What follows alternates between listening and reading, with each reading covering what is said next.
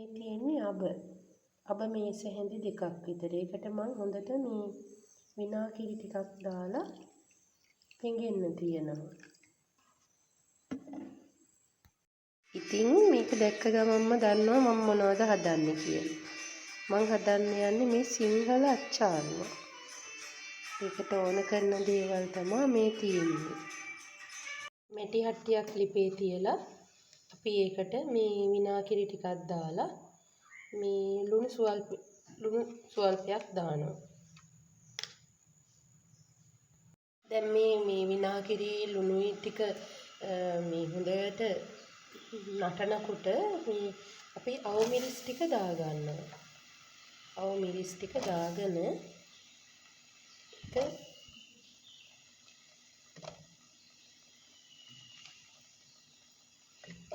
ඒක පොඩි වෙලාවක් ඒක මෙහෙට විනාගිරි වතුරේ තියලා ඊපස්සේ අපි ඒක ලිපෙන් ගන්නවා. ඊළඟට අපි රතු ලුණු ටික දාගන්නවා.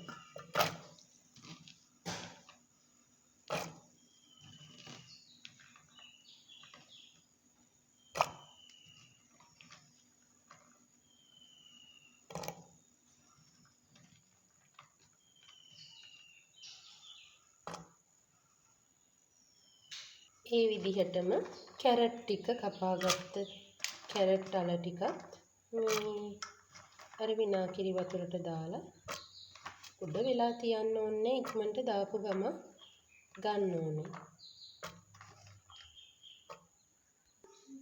ඒකටම දාගන්න මේ තරමක් පැහුණු මේ ගස් ලබු ගෙඩියක් කපාගත් එක. ඒක දාගන්න. මේ ගස් ලබු වලින් තමයි මේ සිංහල අච්චාරුව කියන දෙයට අනිවාර්යයෙන්ම මේ ගස් ලබු එකතු කරන්නම ඕනේ. ඒ කියන්නේ ඒකේ විනාගිරි වල තියෙන සැර, තව දෙයක් ඔය අපි තෙල් එහෙම කනකොට ඒ තෙල් වල තියෙන දේවල් මේ ගස් ලබු වලින් තමයි බඩේ සුද්ධ වෙන්නේ. ඒ හින්දා තමයි ඉස්සර කාලේ මිනිස්සු මේ ගස් ලබු මේ වගේ විදිහට මේ පාවිච්චි කරේ. ඉතින් මේ ගස් ලබු වලින් රසවත් මැල්ලුමක් හදා ගන්න පුළුවන්. එතකොට මේ ව්‍යංජනයක් හදා ගන්න පුළුවන්. ගොඩක් දේවල් වලට ගස් ලබු පාවිච්චි කරනවා. ඒ විනාගිරි වතුර ටිකටම අපි මේ අර රැයක් හොඳට පෙඟෙන්න දාලා තිබ්බ මේ අබ ටික මේ පෙන්ඩල් කරලා ගත්තා. අබ ටිකට මම මේ සුදු ලුණුයි ඉඟුරුයි දාලා හොඳට බෙන්ඩ කරගත්තා. ඒක මේ දැන් මේ විනාගිරි වතුරයකටම දානවා. විනාගිරි වතුරයකට දාලා ටිකක් නටව ගන්න ඕනේ. හොඳට නටව ගන්න මේ පැහෙන්න ඇරලා එක. ඊට පස්සේ මම මේකට දානවා මේ තමයි මේ මුරුංග ගහේ අපි ඔය කොළ එහෙම කන මුරුංග ගහේ තියෙන පොත්තේ උඩ පොත්ත මේ යවලා පුංචි පොතු කෑල්ලක් අරන් ඒක වංගෙඩියක දාලා කොටලා අනිවාර්යෙන්ම මේ සිංහල අච්චාරුවට මුරුංග පොතු කෑල්ලක් එකතු කරනවා. ඉස්සර මේ මං හිතන්නේ සැර ගතිය මැකෙන්න වෙන්නේ නැති.